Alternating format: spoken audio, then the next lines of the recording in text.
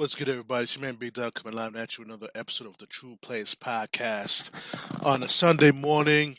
Um, week number 3 is about to start in the NFL, and there's a lot of news that's going on right now in the NFL, which I want to talk about. First of all, let's get to Antonio Brown getting cut by the New England Patriots. I guess the Patriot way didn't work for him either, and he got cut. All because of the off the field issues he has with the trainer, and now the doctor is coming out the woodwork saying that he farted in his face and refused to pay him for the consultation. There's something really legitimately wrong with Antonio Brown mentally. I don't know if it had anything to do with that hit that he took in the playoffs with Vontaze Burfict a few years back, because this guy has seriously has some CTE issues. Something's really wrong with this guy, you know. So I, I really can't believe that I really can't believe that he got cut. I can't believe he got cut. It is crazy.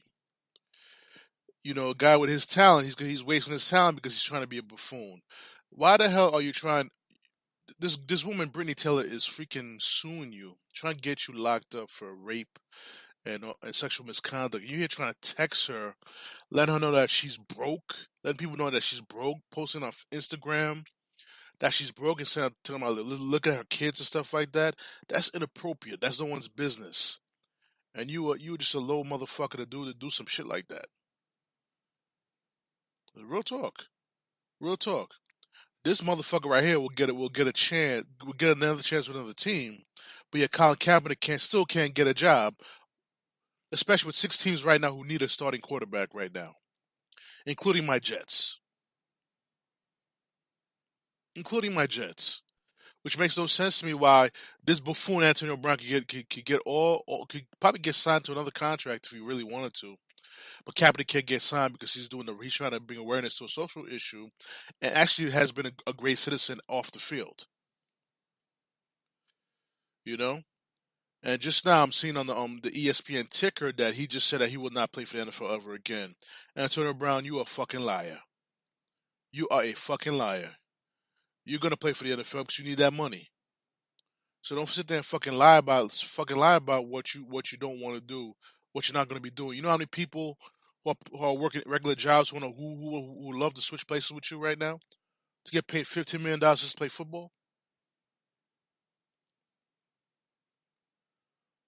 Abusing the privilege that was given to you? It's motherfuckers like you that give honest black people a bad fucking name. You're fucking pathetic as a human being. You're fucking pathetic as a fucking professional. Even the Patriots don't want you. And I'm telling you right now, I don't want the Jets to think about signing him. I don't give a fuck how much Le'Veon Bell is begging Joe Douglas to sign this guy, Antonio Brown. Don't sign this motherfucker. All it is going to be is a whole lot of trouble. A whole lot of trouble. Both New York teams right now are 0-2, albeit for different reasons. But I'm gonna start with the Jets because I think the Giants situation is a whole lot bigger than the Jets situation. The Jets situation is real simple. Sam Darnold caught mono, and he's out for a few weeks. Trey Simeon gets has his ankle broken in the Cleveland game. I actually saw that play when Myles Garrett tackled him, and that ankle bent the wrong way. I tell you that right now, it bent totally the wrong way. I knew he was out with a broken ankle, but it was surprising for me to see him walk off with that broken ankle. But it was confirmed that he has a broken ankle, and Lucas Falk came in, did a decent job. Um, I believe he was 17 for 24 for 195. But the thing is that he's an inexperienced quarterback, and I don't. I'm gonna go off and say this about Adam Gase. This is one of the reasons why I had my biggest fear about signing Adam Gase as a head coach of the NFL, because he still doesn't get it. He doesn't know how to speak with his star players. He goes out of his way to try to alienate his players, his star players, especially with Jamal Adams, the starting strong safety for the Jets. One of my favorite players on the team. He plays with a lot of heart, plays with a lot of intensity. He plays as if he cares, and this guy is going to bench him. Mind you, he's going to bench him, and not tell the guy why he's being benched or why he's removing him from the game until after Jamal Adams goes on CMB the next day and say that he was benched. If you're gonna pull a guy out, if he was a little bit over the top with what he was doing and stuff like that, just let him know on the field. Don't let it get to the point that he's gonna go on a radio show the day after and tell everybody that he got benched. When the impression was when that was the impression that you gave him, you know. So don't let you as a coach should know better. You're in the media capital in New York City. You should know that first of all. I can't. That's stupidity on your part. And like I said, I hope if this season falls apart the way it's supposed to fall apart, um, I don't think he should do. I don't think he even needs. He deserves a second year. I'm gonna treat him like Mickey Callaway. I'm gonna treat him like Mickey Callaway. Only 1 year, one and done for him. Because I don't like his attitude. I don't like the way he approaches things. And nothing I've seen from the offense in these first 2 weeks has impressed me at all.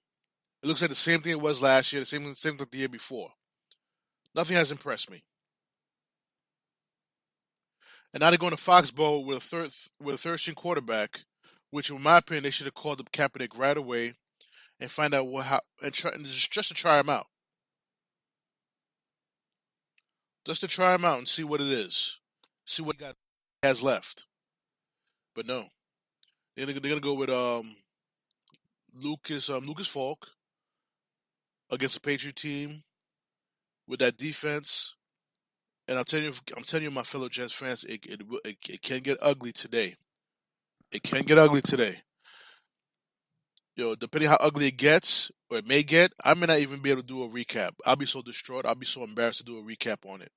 Because honestly, what's there to talk about?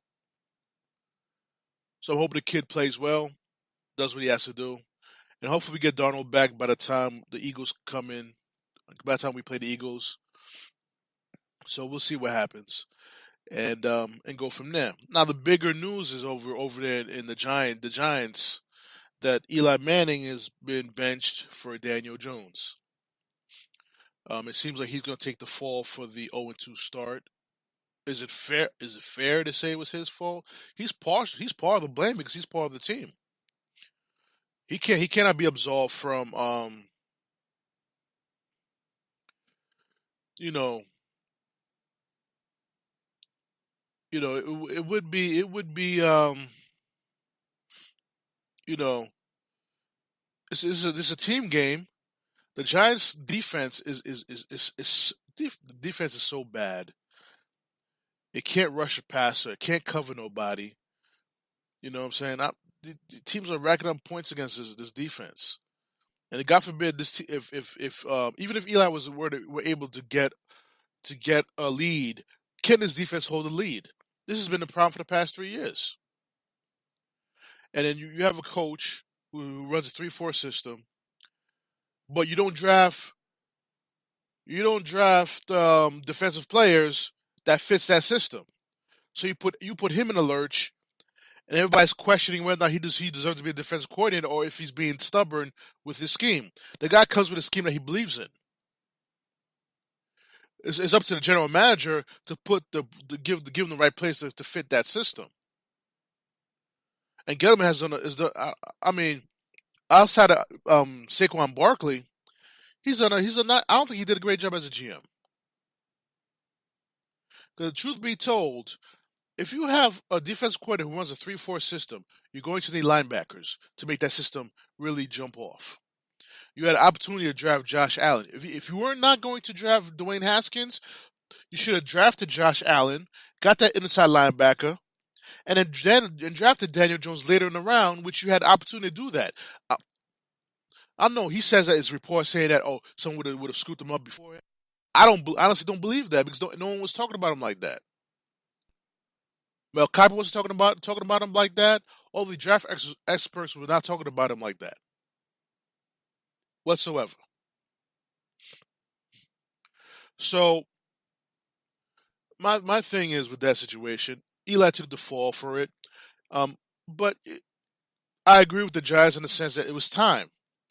When is the when would it will never be a good time to replace a two-time Super Bowl MVP and two-time Super Bowl winning quarterback. It's never a good time to replace him. I don't care what anybody tells you. It's never a good time. But it was something that had to be done. Had to be done. You have to go to the a youthful quarterback and hopefully everything changes. He's much more mobile. He moves around the pocket, better than Eli, and we'll see what happens. But the truth of the matter is, another coach who's not impressed me is Shermer. You got Saquon Barkley, one of the best running backs in the NFL, and you're not using him. Why is that? There's something wrong with strategy here, guys. You improve the offensive line, but you're not using the running back to run the football. And Shermer, I don't think he should have gotten the job. He looked suspect last year. He looks even more suspect this year as a head coach. Great offense coordinator, but head coach, nah. He's not that for me at all. So they're playing against the Giants playing against the Tampa Bay Buccaneers today at 4:15 kickoff. We'll see what happens. We'll see what happens with this team. If you ask me a question, which team has a chance of turning around, whether it's the Jets or the Giants, I'm still going to roll with the Jets because they're just a Samuel Donald start away from going back to being competitive again. But the Giants got too many holes in that defensive side of the ball. Something needs to happen. Um, like I said, you got to draft according to what your coaches scheme. Sometimes you got to draft according to the scheme that your coaches run. If you don't draft to the scheme that your coaches run, you're setting up everybody for failure, and you're allowing the coordinators to get the finger pointed at them, and not at you as a general manager. And I think Gettleman is just a senile motherfucker. You know what I'm saying? I think the game passed him by, to be honest with you. Outside of Saquon Barkley. Outside of that. But now you have teams. You got the Jets who lost a quarterback.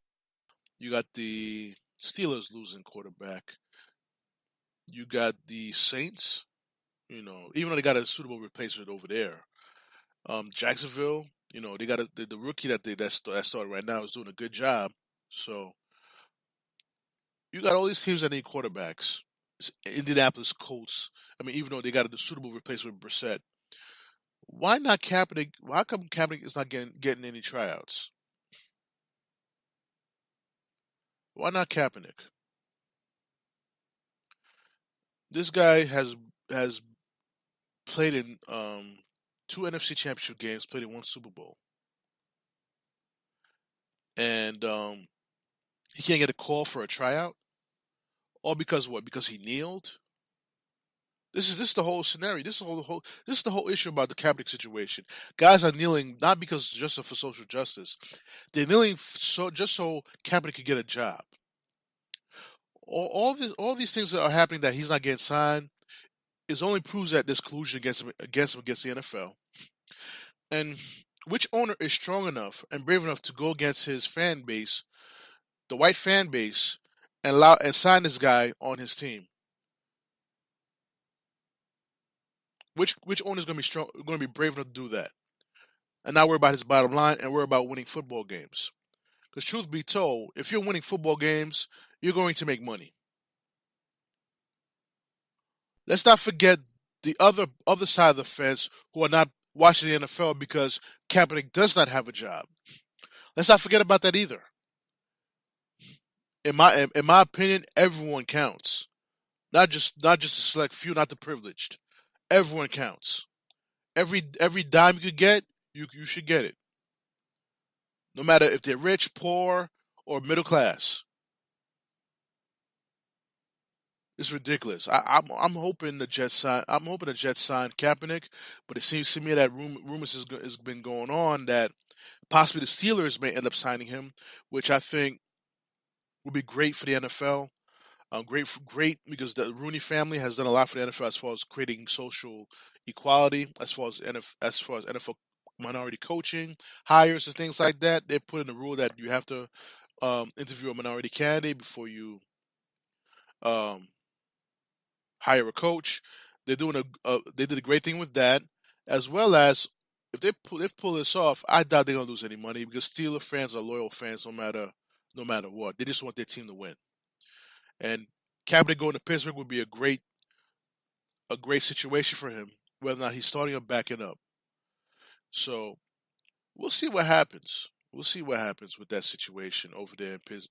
With Kaepernick's situation, but one thing Stephen A. said, importantly on First Take, is if your agent's not getting a call back from these teams who need quarterbacks, maybe Kaepernick needs to get a new agent. Maybe he needs to get Drew Rosenhaus because he's doing a lot for Antonio Brown, and he got accused for rape. Cursing out GMs, threatening GMs and stuff like that, being a dick to the team, to all the teams he played for, being a malcontent. And this guy he gets signed at any moment because of his big mouth. Now he said that he will not play in the NFL anymore, and then he goes on Twitter to call out Robert Kraft and Roethlisberger in posts. What is that? What is that going to do, man? These dudes are sitting there laughing at you because they're still making money, and then this buffoon going to file a grievance against the Patriots. The NFL should do the right thing and just ban this fool just for being for behavioral misconduct. It's an embarrassment to the NFL, and an embarrassment to the NFL completely. So that's what I'm saying about that. You bring back Kaepernick, I believe you're going to be able to save the NFL in the long run, and we'll see what happens. You know, so guys, Jets fans, Giants fans, hold your breath on these two games today. It could get ugly.